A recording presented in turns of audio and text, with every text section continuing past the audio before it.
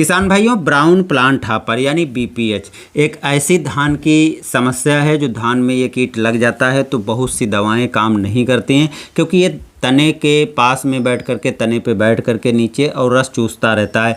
इसको आप पहचानने के लिए पहले खेत में जाइए, पौधे के नीचे कागज़ सफ़ेद कोई डाल दीजिए और ऊपर से हिला दीजिए। आप देखेंगे यदि कुछ कीट उस पर गिरते हैं तो आपको समझ जाना चाहिए कि बीपीएच का अटैक आपके धान में हो चुका है और आपको तुरंत उपाय करने हैं। हम 5 दवाएं इस वीडियो में शामिल कर रहे हैं जो आसानी से काफ़ी अच्छी तरीके से बीपीएच यानी ब्राउन प्लांट हॉपर पे कंट्रोल कर लेते हैं। तो अगर आपके खेत में ये कीट लगा हुआ है तो इसमें से कोई एक दवा को डाल करके और बीपीएच पे आसानी से अच्छी तरीके से नियंत्रण किया जा सकता है, क्योंकि बहुत सी ऐसी दवाएँ हैं जिनको आप डालते हैं लेकिन वो काम नहीं करती हैं। तो इन 5 दवाओं में से कोई एक दवा को आपको ज़रूर यूज करना है। चलिए दोस्तों, वीडियो शुरू करते हैं, लेकिन चैनल पर नए हैं सब्सक्राइब कर लीजिएगा, दूसरे भाइयों तक शेयर कर दिएगा। और हाँ दोस्तों, अगर इन 5 दवाओं में से आपने कोई दवा यूज किया है तो उसके रिजल्ट क्या रहे हैं, काम किया है नहीं किया है, अपनी राय व्यक्त कीजिए। दूसरे किसान भाइयों को आपके कमेंट काफ़ी हेल्प करेगी। एक दवा है दोस्तों पायोमेट्रोजिन, जो 50% WG में आती है। चेस नाम से आपको मिल जाएगी, चेस्टर नाम से मिल जाएगी, और इसकी 120 ग्राम से 150 ग्राम प्रति एकड़ दवा डालने की ज़रूरत पड़ती है। ये दवा वैसे तो काफ़ी अच्छे से काम करती है, लेकिन कई बार यदि आप इस दवा को अपने धान की फसल में पहले यानी पिछले टाइम पर भी कर चुके हैं तो ये दोस्तों अच्छे से काम नहीं करेगी, क्योंकि बीपीएच एक ऐसा कीट होता है जो बहुत जल्दी दवाओं के प्रति रेजिस्टेंस उत्पन्न कर लेता है और दोबारा दवाएं काम नहीं करती हैं। तो इसलिए एक बार दवा को यूज करने के बाद अगर काम नहीं करती है तो दूसरी बार आपको दवा बदल कर डालना है। 15 दिन के अंतर पर आपको दोबारा दवा डालना है, 15 दिन के पहले नहीं डालना है, क्योंकि ये ऐसी दवाएँ हैं जो धीरे धीरे जो है कीट को कंट्रोल करती हैं। दूसरी दवा है फ्लोनिकैमिड,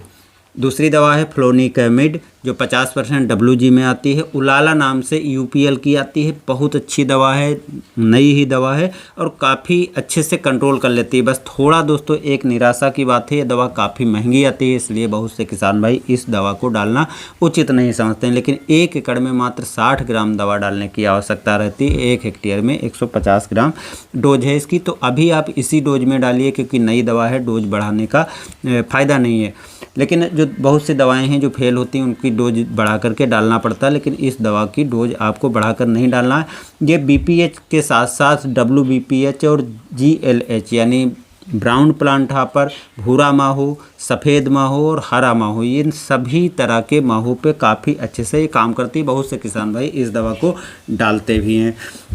तीसरी दवा है इमिडाक्लोप्रिड 70% WG, जो आपको 17.58% की दवा आप डालते थे, वो दवा दोस्तों बिल्कुल फेल हो चुकी है। तो उसको आपको भूल कर भी नहीं डालना है, दवा काम नहीं करेगी, पैसा भी आपका व्यर्थ में जाएगा। अगर आप इमिडाक्लोप्रिड 70% WG की डालते हैं तो ये दवा काफ़ी हद तक अच्छे से काम करती है, लेकिन एक बार ही इस दवा को डाल सकते हैं, दोबारा ये काम नहीं करेगी। यानी जितना ये कंट्रोल कर लेगी, बस एक बार में कंट्रोल कर लेगी, दोबारा आपके खेत में ये काम बिल्कुल नहीं करेगी। तो दोबारा आपको दवा को बदल करके ही डालना पड़ेगा अगर बीपीएच फिर भी दिखाई पड़ता है। ये बीपीएच के साथ WBPH को भी कंट्रोल कर लेता है। तो इस दवा की आप 100 ग्राम मात्रा तक 1 एकड़ में डाल सकते हैं, क्योंकि इमिडाक्लोप्रिड आप पहले से यदि पुराने टाइम पर यूज किया है तब आपको दवा बढ़ाकर डालनी पड़ेगी। अगर आप पहली बार डाल रहे हैं तो 60 ग्राम मात्रा प्रति एकड़ डाल करके बीपीएच को कंट्रोल किया जा सकता है। तीसरी दवा है थायोमेथाक्सम 25% WG, काफ़ी अच्छी दवा है, सभी तरह के लगभग धान के कीटों पर ये काम करती है।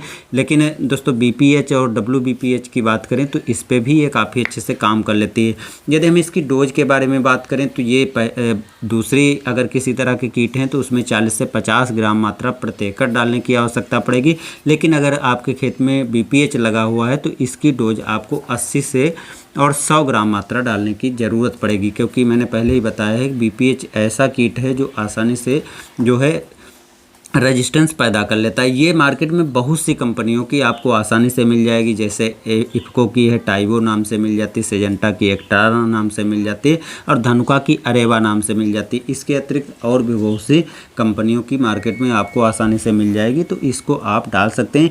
एक बार ही आप इसको डालिए, अगर दोबारा फिर भी कीट दिखाई पड़ते हैं तो दवा बदलने की ज़रूरत आपको पड़ेगी। चौथी दवा है दोस्तों ब्यूप्रोफेजिन, जो 15% और साथ में सीफेट 35% के फार्मूले में आती है।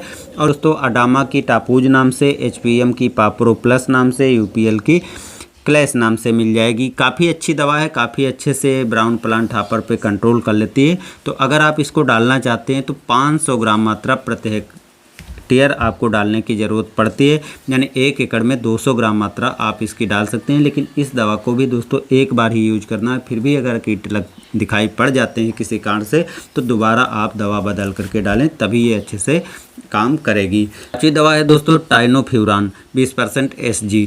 ये आपको मार्केट में PI की ओसिन, टोकन, बायर की सिम्बोला नाम से मिल जाती है। और ये दवाएं काफ़ी अच्छे से BPH पे कंट्रोल भी कर लेती हैं। 60 ग्राम मात्रा से लगा करके 80 ग्राम मात्रा प्रति हेक्टेयर डालने की ज़रूरत पड़ती है। तो ये कुछ ऐसी 5 दवाएं हैं जो काफ़ी अच्छे से BPH को कंट्रोल कर लेती हैं। तो अगर आपके खेत में BPH दिखाई पड़ रहा है तो इन दवाओं को डाल करके BPH पे नियंत्रण किया जा सकता है। बाकी दोस्तों अन्य जानकारी के लिए हमारे चैनल पर बने रहिए। मिलते हैं नए वीडियो में। धन्यवाद।